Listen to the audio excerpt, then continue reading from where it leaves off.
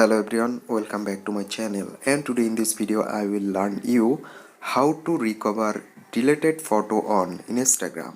So let's begin our video. So at first you need to open your Instagram application. Now you need to go on your profile on the bottom right corner.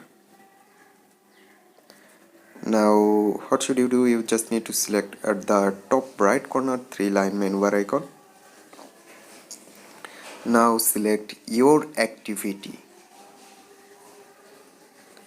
Now what should you do? You just need to scroll down and there have a option for recently deleted.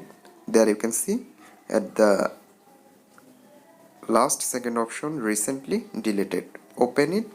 Now you can see your all deleted photo is showing here on Instagram. So in this way, if you want to restore your photo, what should you do? Just open this photo and select on the top right corner 3-dot icon. There have an option for restore. So just select restore.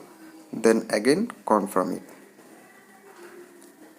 Now your photo already on your Instagram. So there you can see. So guys, in this way you can restore deleted photo on Instagram very easily.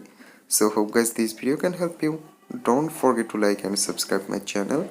Thank you everyone for watching this video.